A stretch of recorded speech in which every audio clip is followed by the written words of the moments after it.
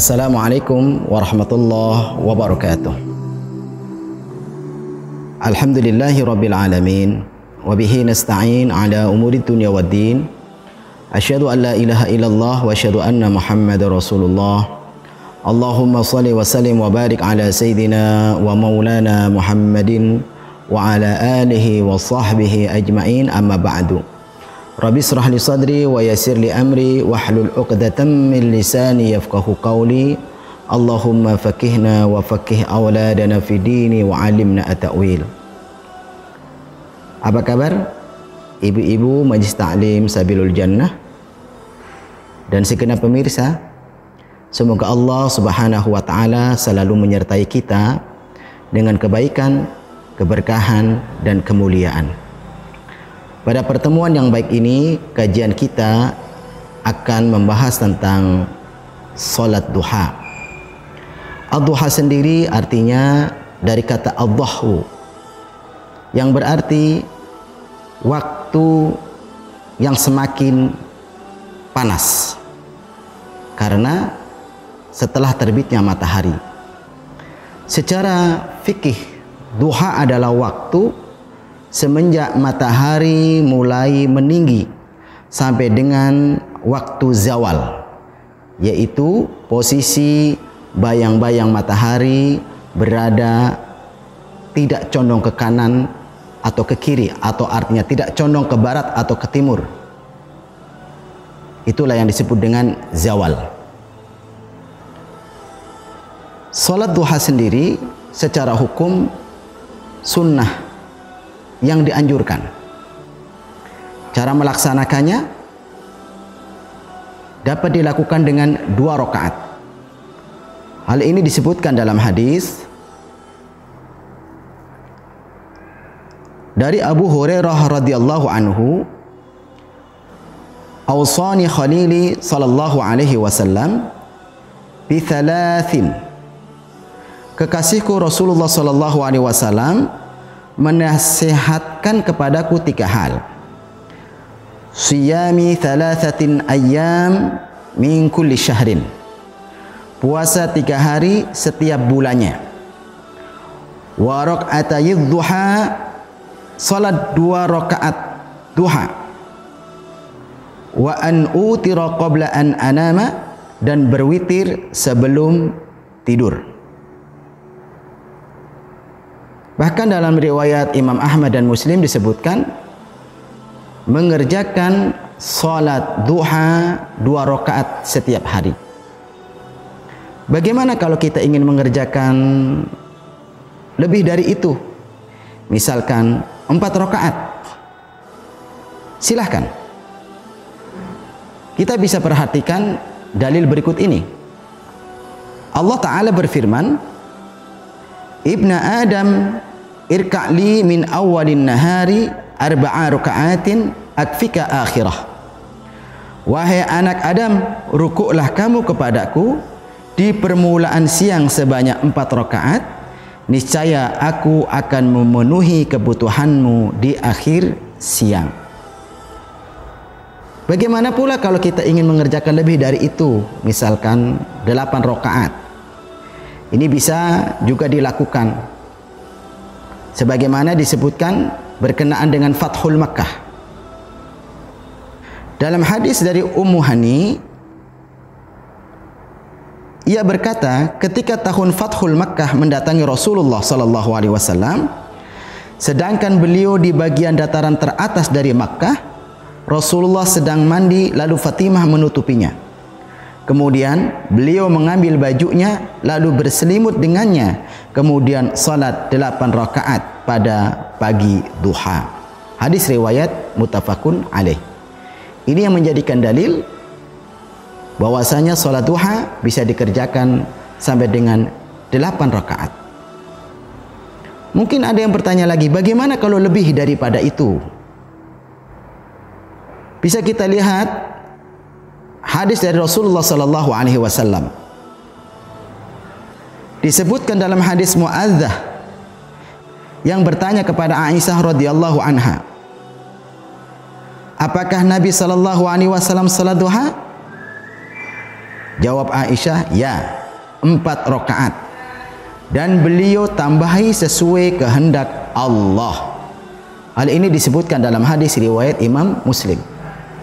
Sehingga berdasarkan beberapa riwayat yang menyebutkan salat duha bisa dikerjakan 2 rakaat, 4, 8, bahkan Rasulullah menyampaikan berdasarkan tuturan dari Aisyah, baginda Rasulullah salat 4 rakaat salat duha, kemudian menambahkan sesuai dengan kehendak Allah Subhanahu wa taala. Ini yang menjadikan mereka yang berpendapat salat duha tidak dibatasi. Sehingga ketika seseorang salat duha sampai dengan 40 rakaat sangat dimungkinkan ketika memang dikerjakan pada waktu duha dan dikerjakan 2 rakaat. Ibu-ibu majlis taklim Sabilul Jannah yang dimuliakan Allah Subhanahu wa taala, lalu bagaimana cara kita mengerjakan solat tersebut? Solat duha dikerjakan 2 rakaat salam. Seperti solat yang lain. Diawali dengan niat dalam hati. Yang ingin melafalkan usolli sunnatad duha raka'ataini lillahi ta'ala. Takbiratul ihram. Kemudian setelah takbiratul ihram baca iftitah, dilanjutkan dengan membaca Al-Fatihah. Yang wajib adalah Al-Fatihah. Berikutnya bisa dilanjutkan dengan surat dari Al-Quran atau ayat-ayat dari Al-Quran yang kita hafal. Bisa saja kita membaca wasyamsi wadduhaha pada rakaat pertama, kedua wadduha, atau membaca Alam Nasrah pada rakaat pertama, rakaat kedua setelah Al-Fatihah baca Alam Tara, atau membaca Qul ya ayyuhal kafirun pada rakaat pertama, rakaat kedua Qul huwallah, dan seterusnya. Itu adalah baik. Silahkan cari surat atau ayat-ayat yang kita menyukainya untuk dibaca setelah surah Al-Fatihah. Setelah selesai kita kemudian melakukan ruku dengan tumakninah. Bacalah bacaan ruku. Bangun dari ruku, i'tidal dengan tumakninah. Bacalah bacaan i'tidal. Kemudian kita sujud dengan tumakninah. Bacalah bacaan sujud dengan tumakninah. Dan duduk di antara 2 sujud dengan tumakninah. Lafalkan, gerakkan lisan kita pada setiap bacaan solat ini. Seperti ketika di antara duduk di antara 2 sujud yang kita baca, Rabbi firli, wahai Tuhan kami, ampuni aku, warhamni, sayangi aku, wajiburni, cukupi kebutuhanku, warfa'ni, angkat derajatku, warzukni, berikan aku rezeki, wahdini, berikan aku petunjuk, wa'afini, berikan aku kesehatan, wa'fu anni, dan maafkanlah aku. Ketika itu dibaca secara pelan, khusyuk, bergetar dengan lisan kita, tadabbur dengan hati kita, insya Allah akan menggetarkan hati ini untuk bisa menjadi lebih lembut, dan doa kita dikabul Allah Subhanahu wa taala. Selanjutnya hadirin, sujud. Bacalah bacaan sujud. Kemudian kita bangun untuk melakukan rakaat yang kedua. Tidak ada bacaan khusus, sama seperti bacaan yang lainnya. Kapan batasan memulai salat duha dan batasan akhir daripada salat duha? Perlu kita ketahui bersama, ada 3 waktu yang dilarang oleh baginda Rasulullah SAW salat dan menguburkan jenazah. Dari Uqbah bin Amir radhiyallahu anhu, dia berkata, 3 sa'atin kana an-nabiy sallallahu alaihi wasallam yanhana an nusalliya fihinna aw an naqbura fihinna mautana. Ada 3 waktu di mana Nabi sallallahu alaihi wasallam melarang kami untuk melaksanakan salat di 3 waktu tersebut atau menguburkan jenazah kami. Hina tatlu'u syamsu bazighatan hatta tartafi'. Pertama, ketika matahari terbit sampai dengan tinggi. Wa hina yaqumu qa'imu dhahirati hatta tamilu syamsu. Kedua, ketika seseorang berdiri di tengah bayangannya sampai matahari tergelincir. Wa hina tadhayyaf lil hurubi hatta taghrub. Ketiga, ketika matahari miring hendak tenggelam sampai benar-benar tenggelam. Ibu-ibu majelis taklim sabilul jannah dan segenap pemirsa, itulah 3 waktu yang dilarang kita melaksanakan salat atau menguburkan jenazah. Dari sini kita bisa mengetahui waktu yang diperbolehkan untuk melaksanakan salat duha adalah ketika matahari terbit tinggi, ukuran sekarang paling tidak 1 tombak. 1 tombak sama dengan sekitar 2 meter. Ya. Atau kalau sekarang 2 meter berarti paling tidak 15 menit setelah matahari terbit. Itu adalah waktu awal. Sampai dengan waktu akhirnya adalah ketika matahari bayangannya tidak condong ke barat ataupun ke timur. Nah, ini yang disebut dengan zawal. Posisi matahari berada di tengah bayangan kita ketika kita mengambil bayangan benda begitu. Jadi tidak condong ke barat atau ke timur. Bila bayangan sama dengan benda, tidak condong barat, tidak condong timur, habislah waktu duha. Dan bila bayangan sudah mulai bergeser ke sebelah timur, berarti memasuki waktu zuhur. Atau mudahnya, setiap kita mungkin mempunyai kalender atau jadwal waktu salat. Cara mudah adalah waktu awal duha, silakan lihat kapan terbitnya matahari. Ketika terbit matahari katakanlah jam 6. Maka waktu duha adalah 6 plus 15 menit. Jadi 6 lebih 15 menit sudah masuk waktu duha. Itu cara yang paling mudah. Batas akhir ketika waktu duha adalah ketika waktu duhur, katakan waktu duhur contoh jam 12 kurangi 15 menit. Ini cara mudahnya saja. Harapannya adalah kita benar-benar memperhatikan waktu duha. Dari waktu yang panjang ini, mana waktu yang paling afdal? Waktu yang paling afdal adalah waktu ketika sudah mulai panas matahari.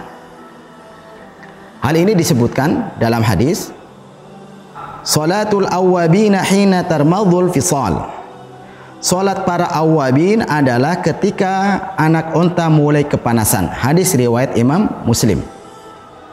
Waktu ini adalah waktu yang paling afdal, ketika matahari sudah nampak teriknya. Imam An-Nawawi dalam syarah Sahih Muslim menjelaskan, para ulama kami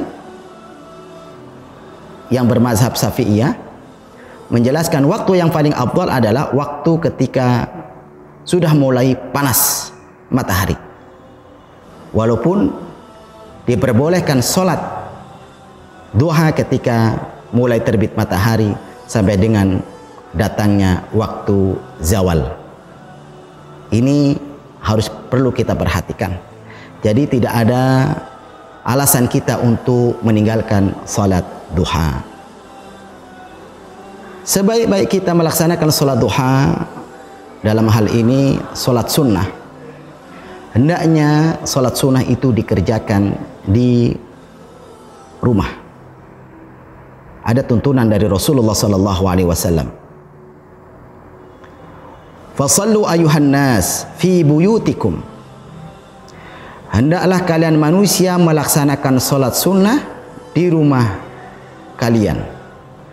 Fa inna afdalas salati salatul mar'i fi baitihi illal maktubah.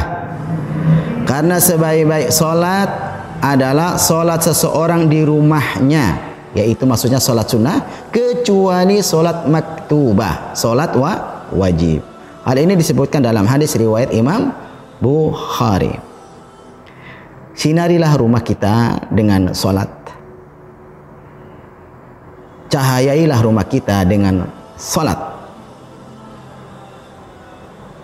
Apa boleh sholat sunnah ini dikerjakan secara berjamaah? Perlu kita ketahui bersama, ada sholat sunnah yang disyariatkan untuk berjamaah. Misal, sholat tarawih, sholat istisqa, minta hujan, sholat khusuf, sholat gerhana, sholat Aid, Idul Adha, Idul Fitri. Adapun untuk tahajud dan duha, utamanya adalah dengan munfarid, sendirian.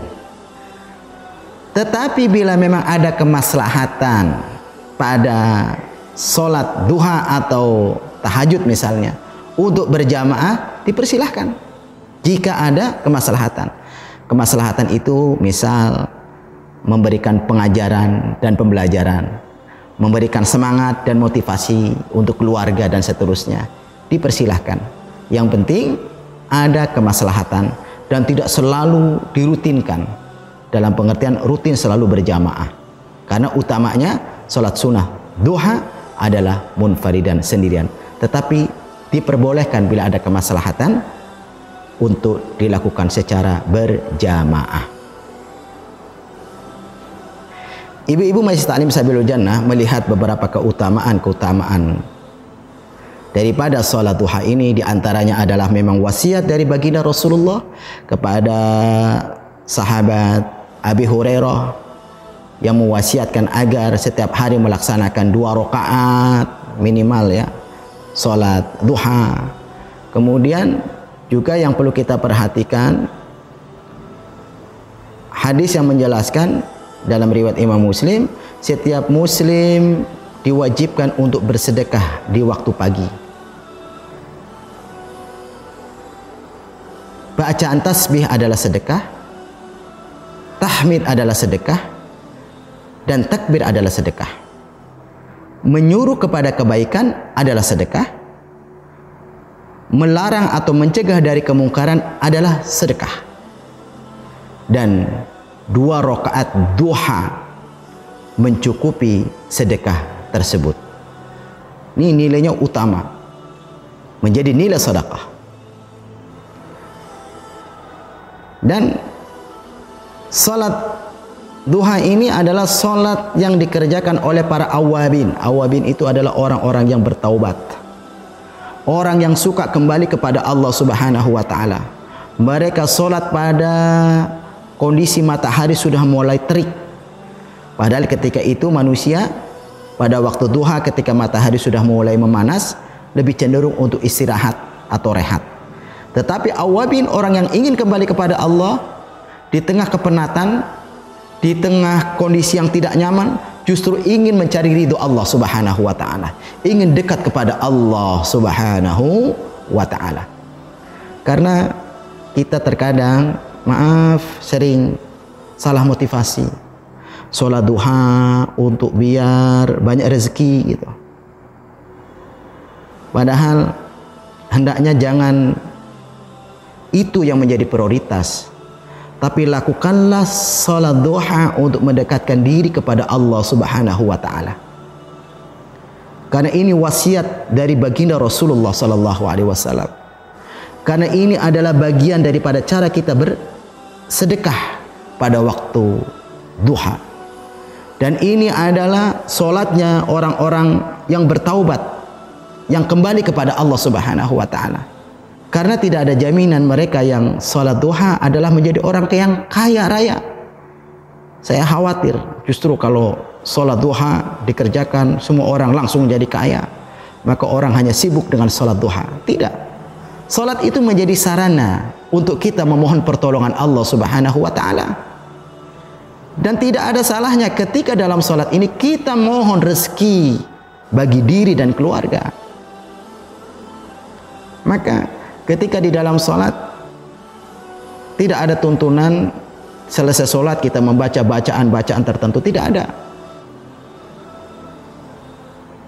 Jadi selesai sholat silakan ibu dan pemirsa baca doa apa saja yang hafal dari Quran, hafal dari hadis, hafal dari doa-doa yang sering kita baca, atau dengan bahasa kita mohon kepada Allah apa yang menjadi hajat dan keinginan kita.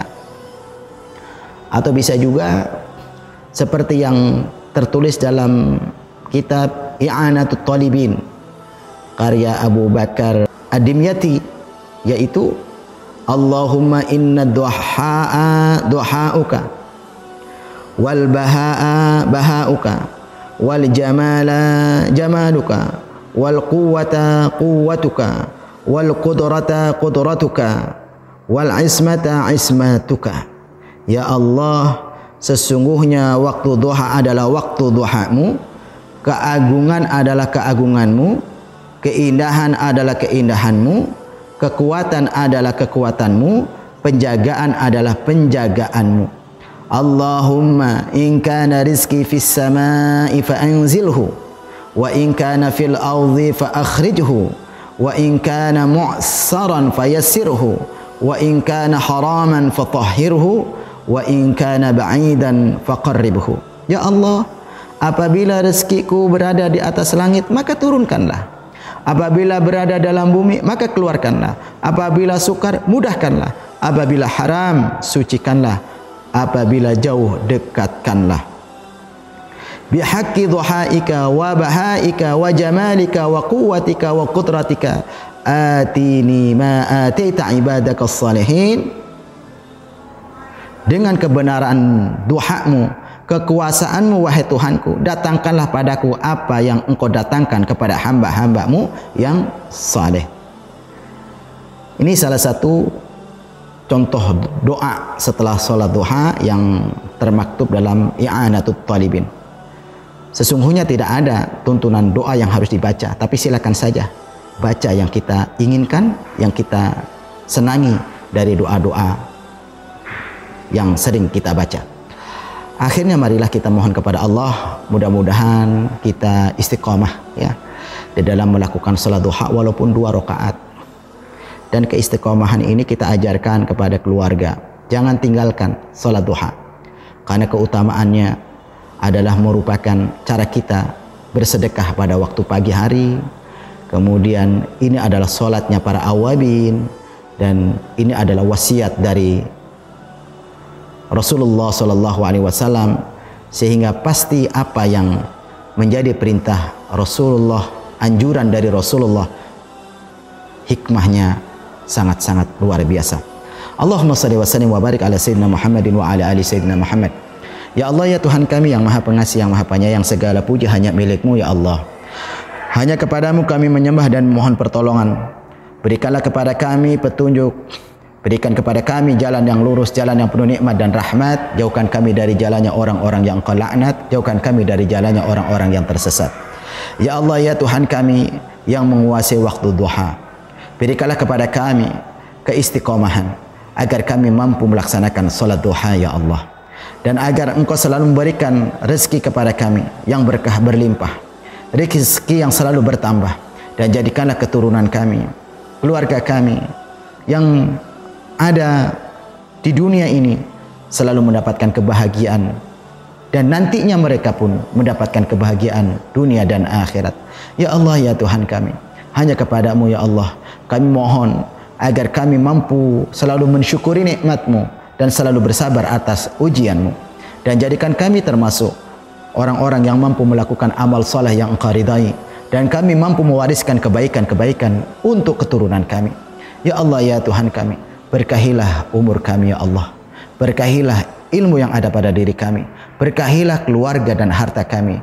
Dan jadikanlah akhir kami adalah akhir yang husnul khatimah. Rabbana atina min ladunka rahmah wa hayyi' lana min amrina rasyada.